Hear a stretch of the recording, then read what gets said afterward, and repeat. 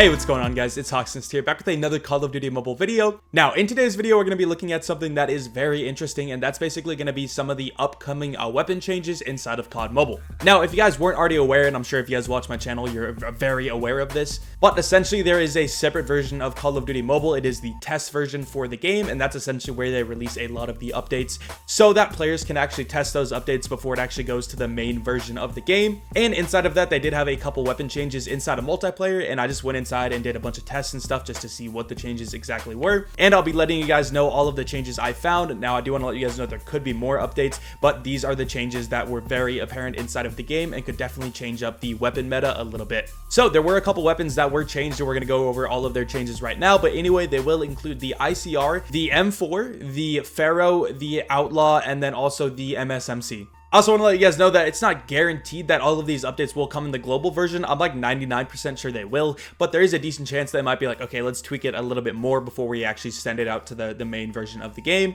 And I will retest all of these things as soon as it is actually in like the main version of the game, and I will let you guys know my results if anything is changed. If I don't let you guys know, then that more than likely means it's the exact same as now. But I did want to let you guys know that right now. But once again, based on everything I've seen before, if they ever make any changes in the test server to guns, they do the exact same thing in the normal version of the game. Before we actually look at the functional weapon changes, like the changes in the fire rate and stuff like that, I just wanted to show you guys some of the weapon changes that weren't actually performance based. So for example, the M4 has a new sound, which I will play for you right now. The AK47 has a new sound as well.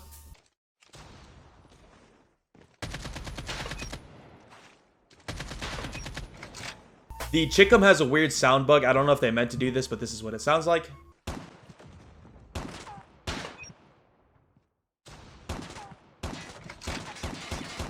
The HVK has a brand new reload animation. And that was all of the changes I could find out of the guns that I was able to test inside of the training room.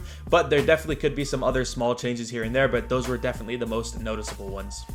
So the very first change is with the MSMC, and the only thing they actually did to the MSMC was increase the speed that you actually sprint. So your sprinting speed used to be 6.57 meters per second, but it is now 6.71 meters per second. So it went from having a standard running speed to the same running speed as the Pharo. So now both the MSMC and the Pharo have the fastest movement speed of any gun in the game.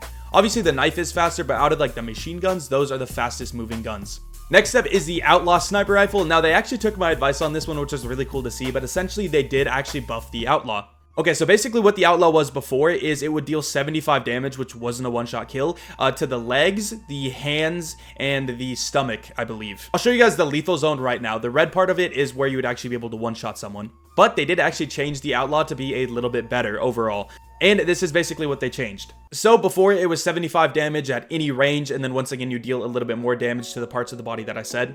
But now what they did is they made it so from 0 to 15 meters, so basically close range, if you do actually hit someone in the legs or the stomach, you'll deal 90 damage. So as you can tell, they did increase the close range damage. And they also made it so that the hands are a little bit higher damage, and you can actually one-tap someone in the hands from 0 to 15 meters. I'll go ahead and show you guys the exact damage breakdown on the screen right now if you guys are curious. But yeah, so this is going to be the damage from 0 to 15 meters. So once again, the only way you're not going to one-tap someone at this range is if you hit them in the legs or the stomach. And what this also means is that you can actually wallbang someone. Before, if someone was full HP, you wouldn't be able to wallbang them, but now you actually can. And from 16 meters and above, the damage is the same on the legs and the stomach. It is still 75. But they did actually buff the hands damage a little bit. It's still not a one-tap at this range. It will be 90 damage, which once again is not a one-tap if the opponent is full HP. But yeah, so from 16 meters and beyond, the Outlaw is basically the same thing. But once again, the hand damage got bumped up a little bit. Okay, so next up is going to be the Pharo, because the Pharo was also changed quite a bit. So if you guys didn't know, the Pharo is a 4-round burst SMG, and from 0 to 8 meters, you'd actually deal 34 damage.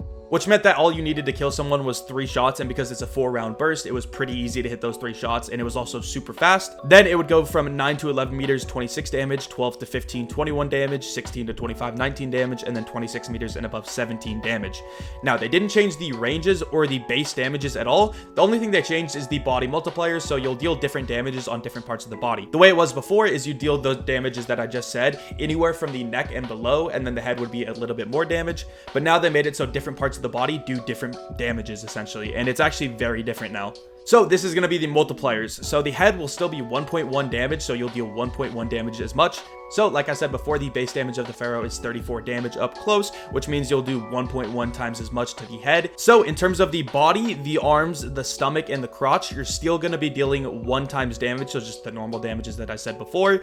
So again, body, arms, stomach, and crotch. But they did actually change the legs as well as the hands. So the hands, you're going to deal 0.9 times as much damage, so basically you're going to deal 90% damage. And the legs will actually be 70% damage. So if you guys are wondering what this means, it means that up close, like very, very close, you actually can't one burst someone if all of your shots hit them in the leg.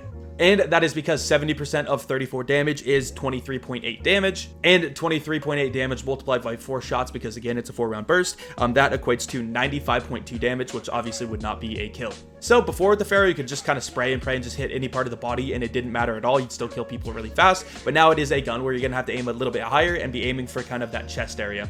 I'm not going to break it down too much because I already told you guys the changes. I'm not going to break down exactly what you have to aim for and all that, but just understand that now the legs do a lot less damage. So again, you want to be aiming a little bit higher on the body. And obviously with the current Pharo, it's extremely hard to do that because that thing kicks like a mule. But now they're actually decreasing the recoil a little bit. I wasn't actually able to test the recoil, and the test server is down at the moment, so I don't have a graphic for the recoil. But just based on me using it, it is definitely a lot more manageable. I'll probably do a whole updated guide video on the Pharo, so if you guys do want to see like how to one burst a little bit more often and what the recoil looks like before and after and all that, definitely drop a sub down below so that when I drop that video, you guys will be able to see it. Okay, the next 3 changes are going to be the ICR, the M4, and the ManOWar.